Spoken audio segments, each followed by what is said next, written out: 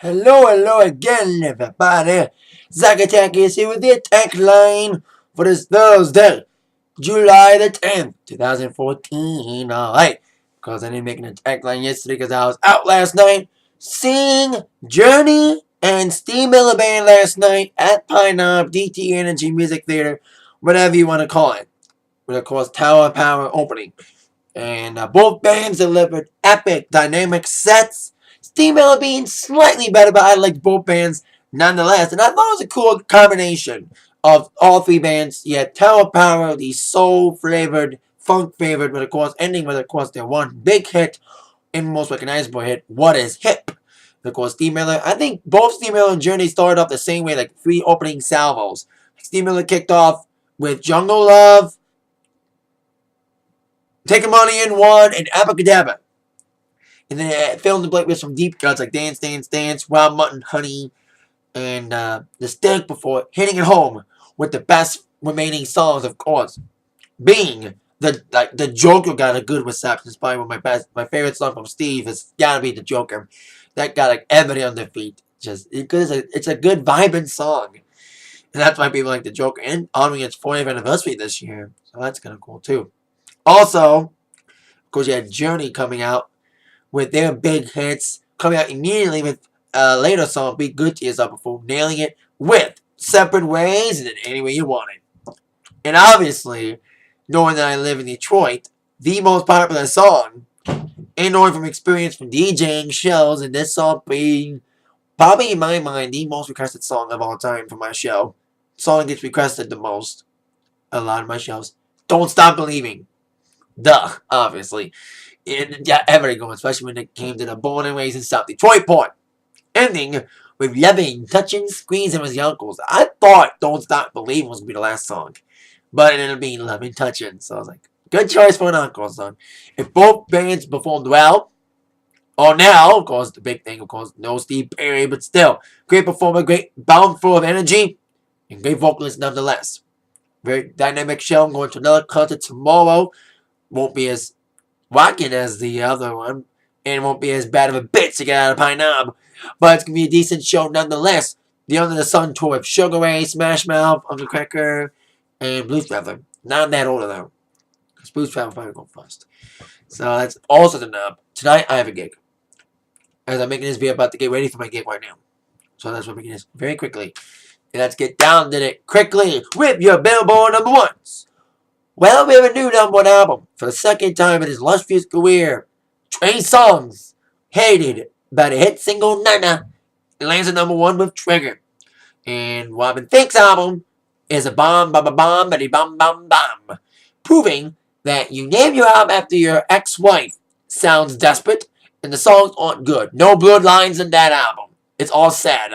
Come back with the bloodlines, Robin. You won't be a one-hit wonder. But speaking of people that might be one-hit wonders and they don't top themselves, that leads to our still number one single, the Hot 100, 7th week for Fancy for Iggy Azalea. So big week for Hook Lance to Hook for that. And of course, your new number one album, Trey Songz. Now on with an update about something I said Monday. Now this past Monday, Garth Brooks teased he was going to announce something. He was announcing an announcement, a press conference for today. And a lot was settled. Well, obviously, the big news was, of course, officially announcing, finally, he's touring. But the dates are coming later. Of course, Garth Brooks being the master of the waiting game, he's making us wait again until possibly Monday or next week. He said in the press conference, he made a promise to a fan of the Vegas show that he'll be announcing the first opening show to him first before he announces it to the rest of the world. The first day will be announced on July 14th. Second day will be announced on July 21st. I'm making a joke because God makes us wait every fucking week for something.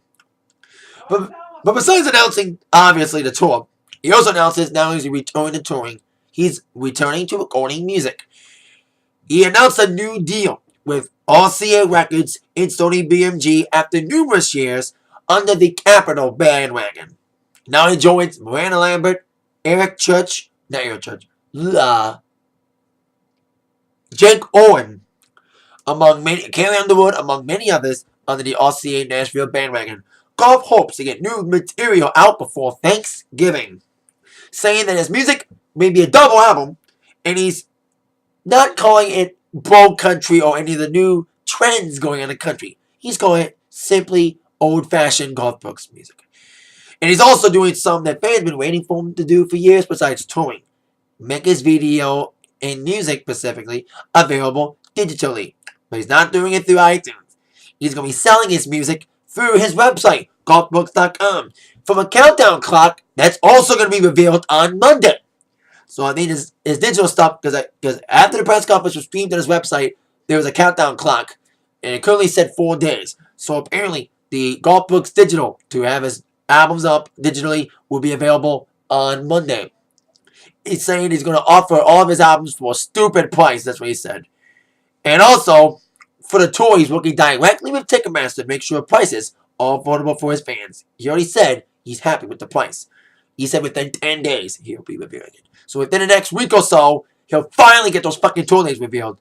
Unless he promises, and then 10 days from now, he'll say, oh wait, another 10 days. Like I said, he's the master of the waiting game. His ego's gotten the best of him this time. I've been waiting for him for months, but his antics make me feel like, do I even want to see him now? I still want to, though. So there you go. Garth Brooks announces he'll finally be touring. Dates coming, hopefully soon. Sooner than we all think. And he's got a new album in the works with his new record label, RCA Nashville. Now, a lot of award show news today. First things first, the nominations were announced for the 66th Annual Emmy Awards.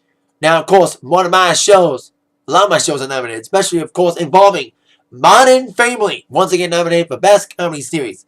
But we can all consent that Modern Family's 5th season wasn't one of the best. And I think this year, Modern's been undefeated in the Emmys. They are 1-3 in the Golden Globes. They are 4-0 at the Emmys. Their undefeated streak may come to an end. In my mind, this year's the biggest threat for Modern. Biggest threat, Orange is the New Black. The hit critically acclaimed Netflix show. Yes, I said it right. Netflix show is nominated for Best Comedy Series. And like I said, it's a big threat in my opinion, to stop Modern Family's reign. Also up against Louie, and also the hit show Silicon Valley on HBO, along with Veep on HBO, and of course the show that everyone thinks should be modern, Big Bang Theory. But I think Orange and New Blacks will beat them. A lot of big snubs. Walking Dead once again got snubbed, as well as Girls getting snubbed out of the Best Series.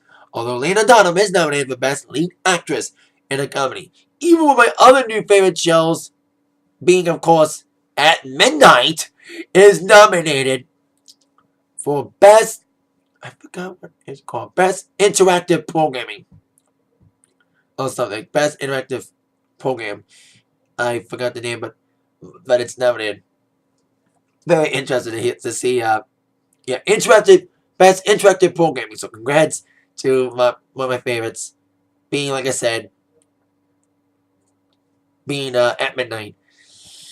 Of course, the obvious victims for the best competition show. I think last year's winner was, I forgot who won last year. I think Voice won either Voice or Dance with the Stars won last year over Amazing Race. So there you go. Big nominations for the Emmys on a Monday. Wow. Usually the Emmys are on a Sunday. Now they're on a Monday. Up against Raw. Bad choice, NBC. Hello, NBC Universal owns USA Network. So there you go. 8 o'clock for the Emmys on August 25th. And early this year, too. Usually it takes place in September. It's kind of weird that the day after the VMAs, which are on Sunday, August 24th. Speaking of the VMAs, nice segue, huh? The VMAs, of course, taking place this year for the newly reopened Forum in Inglewood, California, announced its first set of performers. Now, they already announced Ariana Grande to perform her new single Break Free, but joining her will be Usher and the boy band from Australia, 5 Seconds of Summer. So we have 3 performers thus far for the VMAs. We have no word on when the nominees will be announced. So, there you go. VMAs, first set of performers. Of course, last year's VMAs, I'm killing it with the segues again today. Last year's VMAs were, of course, most newsworthy and talked about VMAs in years, aided by the controversial performance by Miley Cyrus. And like I said, segue again.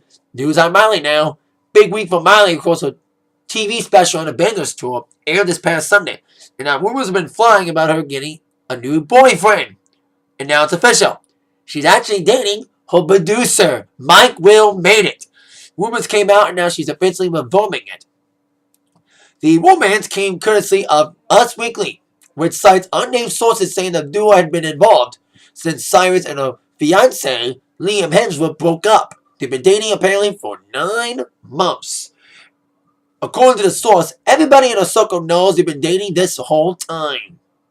Another source said that Miley Cyrus, the 21-year-old, and Mike Will, whose real name is Michael Len Williams II, are pretty serious, and that Tish Cyrus, Miley's mom, believes he's part of the family. Of course, Mike Will is 25, so not that much older. So there it goes. Very interesting to see Miley's got a new boyfriend on the rebound following her separation from Liam Hemsworth and now dating her producer, Mike Will made it. But they work together. They got, not only do they have already had a professional relationship, they, like I said, have now turned it into a personal relationship. Let's hope Miley don't write any songs about him in the next album if they break up in the interim. And Mike Wills produced all of her stuff, from the collab of 23 and of course most of the Bengals album. So that is it. Good luck to Miley, and thank you all very much for watching the Atakline for this day.